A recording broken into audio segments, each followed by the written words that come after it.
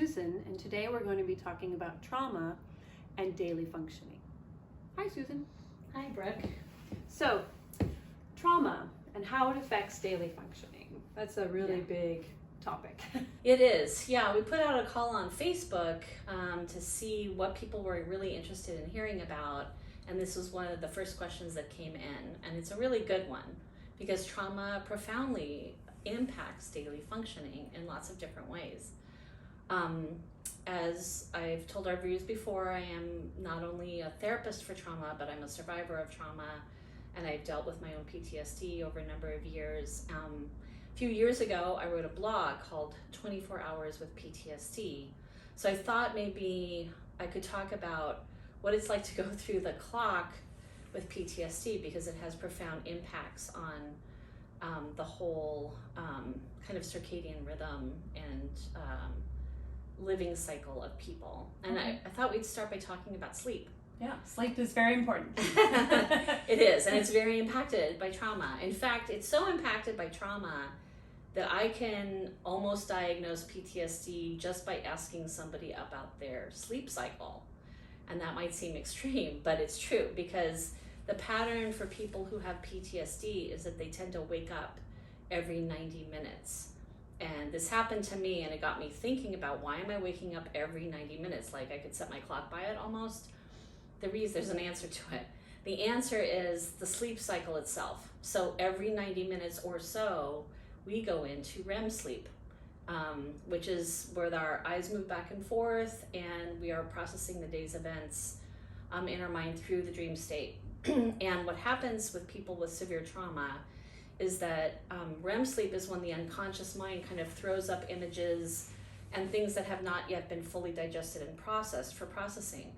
If those images are of a traumatic nature and they're super disturbing, what ends up often happening is that people will wake up.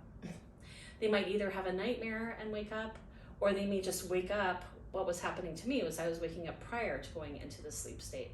And the REM state. And I've interviewed a lot of clients about this, and it's pretty consistent that when you are deep into your recovery, the beginning of your recovery, when it's still very active in your mind and body, that people will, what I call, pop out of sleep. You'll start to go in and you'll wake up, and then you'll relax, you'll start to go in, you might get some light sleep, and then you'll pop out again. And you do that all night long. And that in itself sets up a lot of problems, because sleep deprivation is actually a form of torture that they've used in wartime. So we know that when people aren't completing REM sleep, that they are actually getting more and more disturbed in their mental functioning just from the lack of sleep, never mind all the trauma. So we can assume that somebody with PTSD, unless they are very well medicated or far along in their recovery, may not be getting their sleep cycles in the right order at the right time. We have a cat making an appearance on the back of Ruth's chair here. Yes, and what that means is that in the morning, of course, people are waking up tired and sleep deprived, right? And that fatigue starts to become cumulative, because people in a normal situation, life's up and downs, people might have a bad day at work or a fight with their spouse, and they would go to sleep and that would process out, and after a couple of days they'd be back to normal. But if somebody has post-traumatic stress disorder and meets kind of the full criteria for that, they are going to be having disturbed sleep night after night after night after night, sometimes for months and years. And it profoundly impacts the body and the circadian rhythm. So one effect of that is your sleep phase could be shifted forward or earlier. Go ahead. So I have a question. It's like, some people when they sleep, and I have heard this from others, is night terrors, where they will wake up screaming. Yes, often. So that's, again, the function of the mind trying to process the trauma. So, we've seen this maybe in movies, people have seen this, where soldiers go to bed and they're dreaming about being in battle, and they wake up and they're in the middle of the battle. But that also happens with any form of trauma. People who've survived really intense earth events could be reliving an earthquake, or people could be dreaming about child abuse. They could also be dreaming about those things like in an encoded way. So maybe they're not literally dreaming the video of the event, but they're dreaming things around the event that embody the emotional, or what we say affective, part of the trauma. Gets embodied in the dream state. And so terror is is I think a universal component of trauma. And so having terror in the sleep state becomes something that's almost inevitable for people. All right, so we've had a rough night of sleep. We have to wake up in the morning, and we have to wake up, Yes. right, and get ready for our day. Yes. Right, so people are starting off their day tired to begin with, and maybe feeling a little hungover from the bad night of sleep. Another common thing, another common complaint I've heard a lot is people will wake up in a really bad mood. They might not even remember the dream they were having, but if you're waking up continuously groggy and grumpy, chances are that in the REM state or the attempted REM states, there was unpleasant, unconscious material that was present that you've been trying to work with, and it may not even be in your memory, but you wake up and you're not feeling happy. You're feeling angry, you're feeling sad, depressed, grief-stricken. In some cases, people don't feel like getting out of bed at all. And this can be mistaken for ordinary depression, but in the case of trauma, it's not. It's trauma-related depression, and it is different.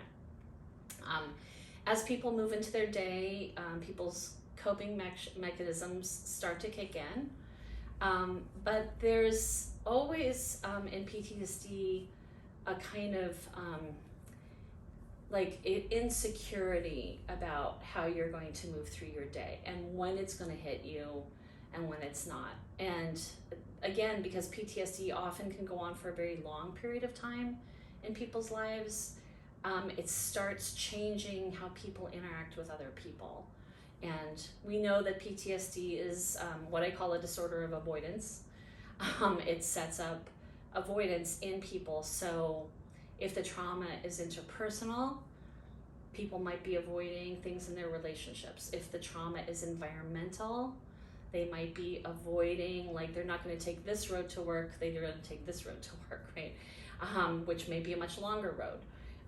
If it's some other kind of trauma, they're going to be avoiding that thing. So that can impact our work lives and our daily lives with the people who love us and are around us. Now, I want to talk about another really big way that trauma affects daily functioning. So when I think about daily functioning, I think about the functions of the body, right, and the body-mind. Trauma affects what is called the Hypothalamic Pituitary Adrenal axis. Yeah, totally. Right, that's a mouthful. What's a simple word for that? They call it the HPA axis, okay? So, little neurology lesson. Hypothalamus and pituitary gland are up in your brain. The pituitary is almost like right in the center of the brain. You might remember the pituitary gland from 8th grade biology. They call it the master gland, which I always thought was a weird thing to call it, but they call it that because it governs all the other glands in the body. So the hypothalamus is, you could think of it sort of as a switching station, and the hypothalamus is like, there's something wrong, I need to talk to the pituitary gland. The pituitary gland is like, there's something wrong, I need to talk to everything else. So that includes the thyroid gland, the adrenal glands, and we know that all hormone production is done by the glands. In fact, the whole HPA axis is part of the neuroendocrine system. It is the neuroendocrine system. And the adrenals are the only part of that axis that aren't actually in the brain. But even though they sit on top of the kidneys, interestingly, at least I find this interesting, they're made of cortical tissue. They're actually made of brain tissue, the adrenals are. Yeah, so they secrete hormones of fight or flight response, right? And the HPA axis governs several different dimensions of our activities throughout the day, which include, as we've already covered, sleep, It covers your libido, or how sexual you feel in your life. It governs mood. It governs digestion. And these are all also correspond to what we call in psychology vegetative signs. And interestingly, I taught in a school of acupuncture one year, and almost all of the acupuncture interview questions address the HPA axis functioning, or the neuroendocrine functioning. So how we go to the bathroom, how often we go or don't go. What's interesting about how trauma affects the HPA axis is that it makes it go either hyperactive or hypoactive. For instance, immunity is also governed by the HPA axis. So you can have an immune system that's kind of not up to par, and you're catching every cold and flu that comes by, or it can become really overactive, and it's not uncommon for people with PTSD to develop autoimmune disorders like rheumatoid arthritis or even lupus.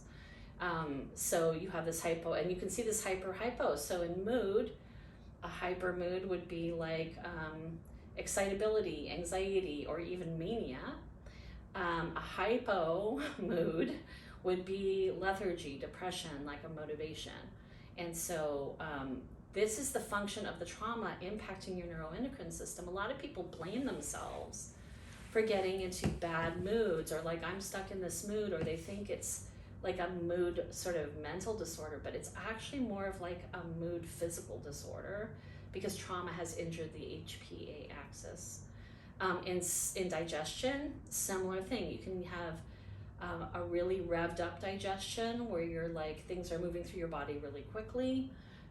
You're burning up calories. You might be like having diarrhea, or you can get a really sluggish thing happening where you get really constipated. Or you can have both. In any of these categories, it can kind of ping and pong between hyper and hypoactivity. So when that happens in the mood realm, we call that bipolar disorder, right? If it happens in the digestive realm, we call that IBS, or irritable bowel syndrome, right? And we know that these things are highly comorbid with trauma and PTSD. Comorbid? Comorbid is it's a sort of one of those awful medical words that's used commonly in the medical field. It means together with. Okay. So people with PTSD often, like people with bipolar disorder, often have a trauma history, for example. Or people with IBS often have a trauma history. Not 100% of the time, but often. Or if it's not a history of sort of abusive trauma, it could be having been in a war or a big event as a child, that kind of thing. Does that make sense? Yes. Yeah. Oh, cool. So those are the things. So all of a sudden, and this is the kind of adding insult to injury part of trauma that I think goes very unacknowledged by families in the medical profession, is that not only is the traumatized person dealing with just the horrible thing that's happened to them, or the horrible realization they've had, which might flatten them, but they're also now dealing with a cascade of physical things happening in their body that's like kind of like a runaway train. And the medical profession historically has not been very good at helping in that area, or even knowledgeable about it. So there's a lag time, between the time of research and the time when everybody knows about this. But in areas like Portland, for example, I can speak to Portland because I live here, up at OHSU, for example, which is our big teaching hospital here, there is a psychiatric department and a robust social work department, and they give talks, and doctors go to those talks up on the hill. But literally, they are the only places in Portland that doctors can go to hear talks. So if you're working in another system like Legacy or Providence, you may not have any access as a doctor to getting information about trauma because they don't have psychiatric grand rounds or social work grand rounds in those hospitals. So really, all of a sudden, there's this, you can start to see, so there's this cascade, right? You have your trauma, you have all these like daily and physical effects of your trauma, then you're trying to get help for that, and your physicians and helpers may not be helpful. Or at best, they may be trying to be helpful but not really knowing what to do.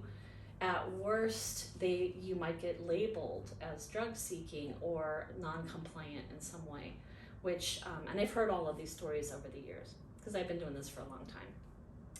So addressing the physical and daily dimensions of trauma is a really important thing to do. Yes, because it can be, as anyone knows with trauma, it can be exhausting. Yes. And yeah, and it's all of this is very all of that is very tiring. exhausting. Right, it's very tiring. Yes. So thank you very much for talking with us today. And Yes. we will look forward to our next topic. Yes, and I don't want to leave on a sort of the super down note, so sort of depressing. Like, that's all true. And what I want to point out is that there are practitioners like naturopaths and acupuncturists and knowledgeable therapists, and my book, The Trauma Toolkit, which addresses this entire thing. There's places you can go to kind of help manage better in your day-to-day life, and I hope people can pursue those options. So thanks, Brooke. Thank you, And Susan. I want to remind our viewers that if you want to help me heal the world one person at a time, please like, subscribe, and share my YouTube channel with your friends and loved ones. Peace and blessings, everybody. Thank you.